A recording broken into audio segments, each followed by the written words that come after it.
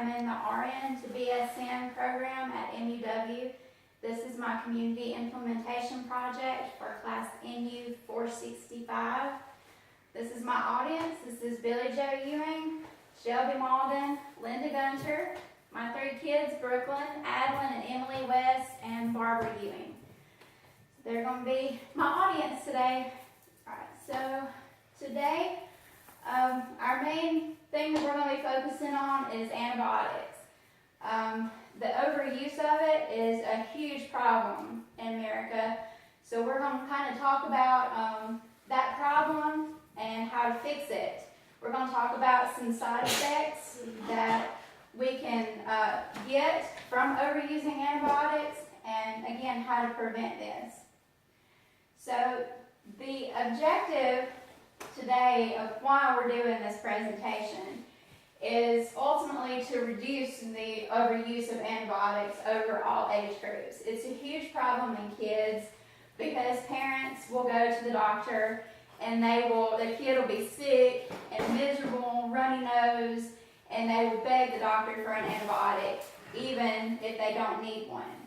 And so, and older adults as well, this happens, because they get sick and they're more frail, and so it's a little bit worse on them when they get a cold. So they want these antibiotics because they think they're going to make them feel better. But it's a huge problem. It's also to decrease the incidence of infections caused by the overuse of antibiotics. We're going to talk about one in particular very serious infection called C. diff. We'll talk about that a little bit later in the presentation, but it's a very serious complication of overuse of antibiotics and can really lead to some deadly things going on inside your body. Another objective is to empower every individual to participate and spread the word. That's why they gave us this assignment, was to sit down with at least 5 people and to tell them about this. And those 5 people can go and tell other people that they know. If you have grandchildren, when they get sick, make sure to pass that on to the mom. When they go into the doctor's office, don't always go in expecting to get an antibiotic. Go in, listen to your physician about what the diagnosis actually is and whether you need an antibiotic for it or not. To believe that we can see a change if everyone does their part. I'm not really sure how many people are in our program, but each one of them was required to sit down with at least 5 people and do this presentation. That is a huge group of people that we are hoping, that can help spread this. And if that many people tell somebody, then we can make a change in the way that people use these antibiotics. To understand that these changes can happen within a reasonable amount of time. If all these people are getting all this information in this short amount of time, we had probably a 2-week span here when everybody's doing their presentations. If all of those people reach somebody else, then we can see this change in a very short amount of time. Move on. All right. So, what are antibiotics? Antibiotics are antimicrobial medications that treat bacterial infections. So there is a difference between a bacterial and a viral infection. A bacterial infection, there is actually a living organism inside you that is causing the illness. And that is what antibiotics treat. Okay, a little history. Antibiotics were discovered in 1928 by the notable biologist, pharmacologist, and botanist Alexander Fleming. Of course, most of us probably know that the first antibiotic that was discovered was penicillin by Alexander Fleming. The first antibiotic that was prescribed to treat infection was in the 1940s. And the first documented success that we have recorded was actually in World War II soldiers. So you can imagine what kind of infections that they were getting out on the battlefield, having open wounds and things. And this was a huge breakthrough for them because, they actually had something to treat that and to keep, possibly some of them from losing limbs. because the infection wasn't allowed to spread. There are some benefits of antibiotics. They can prevent or treat infections that occur in patients that are receiving chemotherapy. Those patients are highly susceptible to infections because their immune systems are so weakened by that medication. They played a huge role in advancing treatments in the medical field. They treat patients that have chronic conditions such as diabetes, end-stage renal disease, and rheumatoid arthritis that also are cause immunity problems. You know, their immune system is less than what a healthy individual would be. So they help treat those infections. They prevent and treat infections in patients that have undergone complex surgeries, such as organ transplants, joint replacements, or cardiac surgery. My dad went through one of these surgeries last week. Can you imagine, with that big of an incision and that much trauma inside of his body? You know, that's high risk for infections. With the antibiotics that they were giving him throughout this process have helped him from getting an infection. Back in the 1920s, the life expectancy of a person was only 56.4 years. I'm not going to ask how many people in here are already older than that, but because of antibiotics helping to treat these bacterial infections that people used to die from, the life expectancy now of the average person is now 80 years. And that's because we can cure these infections when they come along and they're not detrimental. It has similar effects worldwide. You've got the developing countries where sanitation is still poor. Antibiotics decrease the morbidity and mortality that are caused by the foodborne and other poverty-related illnesses. So that's huge over there in those underdeveloped countries. You know, we may take some of that stuff for granted here in the United States, but over there, it's different. You know, they're very grateful for these antibiotics that they can use over there. All right. Now, what do antibiotics treat specifically? Bacterial infection is what antibiotics treat. Strep throat. If you go to the doctor and you get a diagnosis of strep throat, that is something that an antibiotic can treat. Whooping cough, which is something that's more common in kids, that is treated by antibiotics. A urinary tract infection, that is treated by antibiotics. Bacterial pneumonia and a sinus infection. It's different than just a runny nose or your everyday cold. That's literally when there is an infection in your sinuses. As you can see over here, the common sore throat is different than strep throat. There's not anything growing in there. Your throat is just irritated. Antibiotics cannot treat that, or they should not be able to treat that.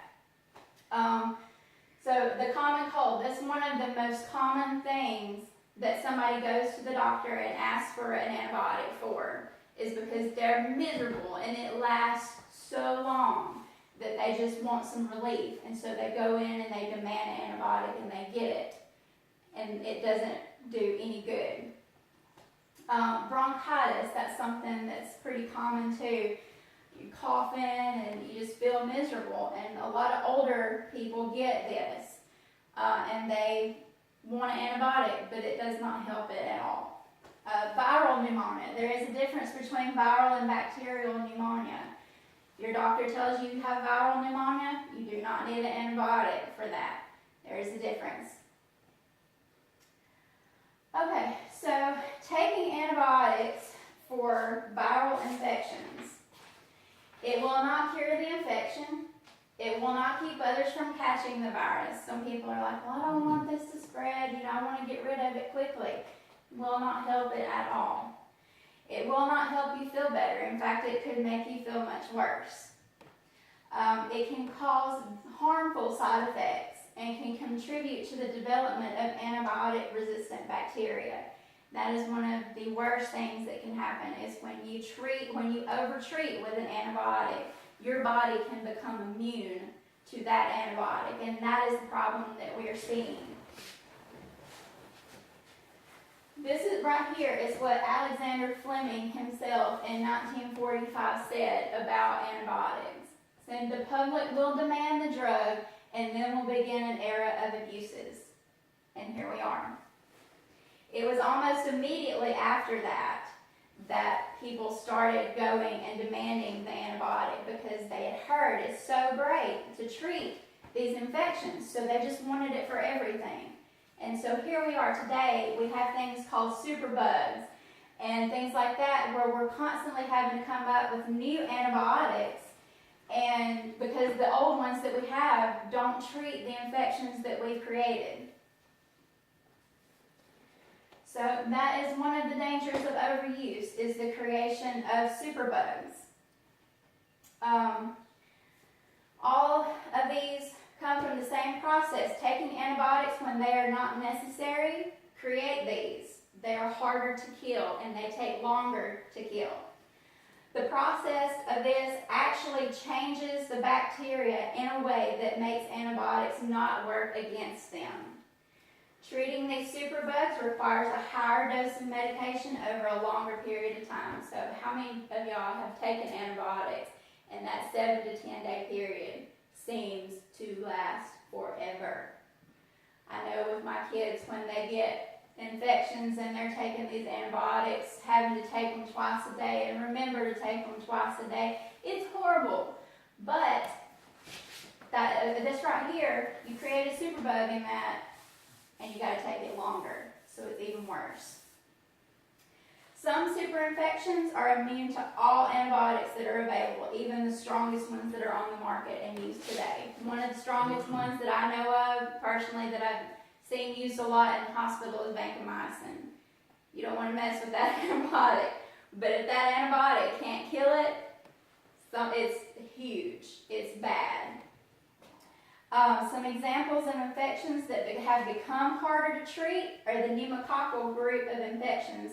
There are infections such as pneumonia, ear infections, sinus infections, meningitis, skin infections, and even tuberculosis.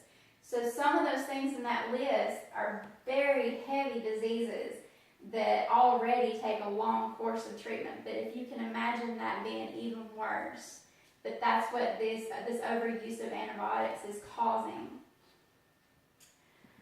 The antibiotic-resistant infections are also driving up healthcare and hospital costs.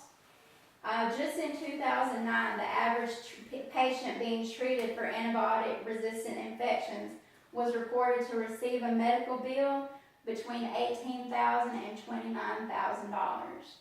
That's how expensive it is to treat these.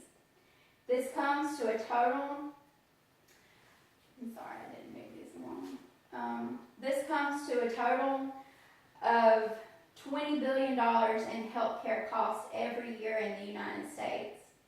In 2000, the United States lost a total of $35 billion due to premature deaths, hospital stays, lost wages, all related to these antibiotic-resistant infections. Some examples of some of the more common superbugs that we see in the hospital setting are MRSA. I might have heard of that one. That's a pretty common one, among people. MDRO, which is multi-drug resistant organism. There's a multitude of drugs that particular infection is resistant against. They have to try and find one that will actually kill it. VRE, which is the vancomycin-resistant enterococci. That's the one that's resistant to even the vancomycin. And then ESBL, it's extended spectrum beta-lactamase, which is usually found in the urine. So a lot of times you will find this in your older generation that gets urinary tract infections. Antibiotics don't always just kill the bad bacteria, but they also kill the good bacteria. And this is the problem. This can cause a person to have severe diarrhea due to the lack of a bacteria in the digestive tract to help digest food properly. So when you get this deadly strand of diarrhea, it not digesting because it has completely wiped out the good bacteria. Everybody has good bacteria in their body along with the bad bacteria. It completely wipes out both of them. And this is what I was talking about earlier, which is the C. diff, and we're going to talk a little bit about that now. So, it's a very deadly strand of diarrhea. Antibiotics will wipe out all of the good bacteria in the digestive tract. It's very contagious. If you're in the hospital, you will see nurses come in gowned and gloved up. They will not come into your room with it because it is so easily spread. It is highly contagious in the elderly adults. It cannot be killed by hand sanitizer. You have to wash your hands with soap and water every time.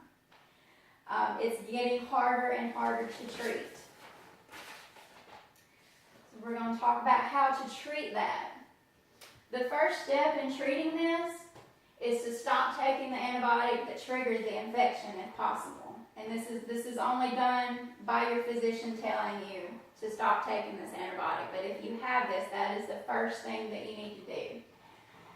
There are specific antibiotics that have been shown to have success in treating the mild to moderate versions of this. One of them is more common is Flagyl. This is not currently FDA approved to treat C. diff infections, but it is a very common method that they have started using. I've seen it used multiple times in the hospital setting myself. Vancomycin can treat it, and then there's an oral antibiotic called Difficid that can also treat it. If it gets to the point where it's bad enough, you can have surgery to remove the diseased part of the colon. This is how bad that it can get. For more severe forms, that's what this is used for. If it's causing severe pain, it can even cause organ failure and inflammation of the lining of the abdominal wall. So this is why that disease portion has to be pulled out, is because it can, if it's not able to be treated, it has to go or it's going to spread.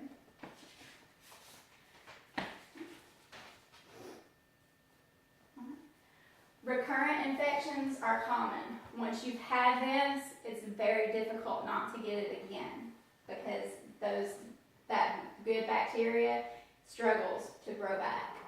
20% of people that have the infection will get sick again and get it again. 2 or more recurrences, once you get 2 or more, it goes up to 65%. So if you have this more than 2 times, your risk of getting it again goes up to 65%. The risk factors for recurrence of it, if you're older than 65 years of age. Taking other antibiotics while being treated with antibiotics for C. diff. So if you're still taking those antibiotics that caused it at the same time that you're taking the antibiotics to treat it, you are more susceptible to recurrence. People with severe medical disorders such as chronic kidney failure, inflammatory bowel disease, or chronic liver disease are more susceptible to the recurrence of it. Alright, so now we're going to move on to the treatment of recurrent infections. 1 or more courses of an antibiotic such as vancomycin, starting to step it up, getting the heavy antibiotics in there to help treat it. This usually goes into a course that's a gradually tapered dose of an antibiotic, kind of like if you take prednisone or something like that. You'll start taking it at a certain dose, and then eventually they'll kind of taper you off of it. You'll take a few doses this day, and then you may take less for a few more days. But treatment effectiveness declines with each recurrence. So every time you get this, the effectiveness of these antibiotics goes down. It can also be treated with probiotics. Sometimes this works. Then you go on to the more serious. This can't be treated by anything else, and you have to get a fecal transplant. Yes, I said a fecal transplant. What is a fecal transplant, you may ask? It's basically a poop transplant. To put it, there's no other easy way to put it. It is a poop transplant. How does it work? works just like any other organ donation works. There is a donor. The stool is screened for diseases and infections beforehand. The stool is taken from the donor. The stool is transplanted into the recipient, either by a tube that goes down your nose into your stomach, or by a colonoscopy going the other direction. Okay? It has a higher success rate in 90% of cases of treating the recurrent infections. This is what all of your faces look like right now. So, are you down on your knees begging me to tell you how to use antibiotics correctly? Yes, you are, because you do not want to have to do that. How to use antibiotics correctly. When you go to the doctor, pause it. Alright, how do we use antibiotics correctly? Do not demand that your healthcare provider give you antibiotics when you are sick. Do not take antibiotics for viral infections. If your physician tells you you have a viral infection, do not ask him for an antibiotic. If he tells you you do not need an antibiotic, do not take an antibiotic. Do not take antibiotics that are prescribed for someone else. Do not skip doses of the antibiotics that you are prescribed. That's kind of common, you have to take them over a long period of time. It's easy to miss, doses, but try not to skip those. Do not stop taking antibiotics early unless you're directed to by your healthcare provider for things such as you've got a C. diff infection, you need to stop taking this antibiotic, or if you have an allergic reaction to the antibiotic, then they will start you on a different one. Do not save antibiotics for the next time. You will be surprised at how much this happens. You take one child to the doctor, they take an antibiotic, well, she's feeling better. We'll save this until the next time she gets sick. It happens. So do not do that. Okay?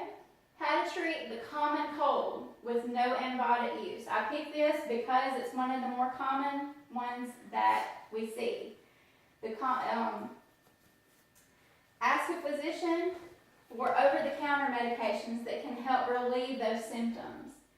Drink lots of fluids. If you've got a runny nose or if you've got congestion, drinking fluids will keep those secretions thin, and so it's easier to tolerate at that point. Get plenty of rest. I know we all want to go to work and we all want to be up doing things when we're sick, but we need to rest. Stay at home if you're sick. That is the best way to not spread colds and things like that can't be treated with the bacterial infections.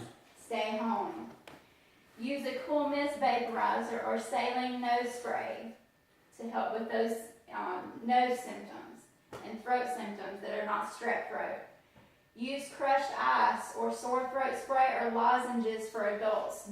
Don't give a kid one of those lozenges. They're not meant for them, but for adults, they can use the lozenges. Use honey. That can also soothe a sore throat, but only in children over a year old. Okay? So, does anybody have any questions? Are y'all all good? We're all going to take antibiotics correctly in the way that we're supposed to, right? And we're going to tell other people about it, right? All right. Thank y'all for coming and for participating in this. Good, Valerie. Thank you. Thank you to my husband, Stephen West, for running the camera for me. And that is the end of my presentation.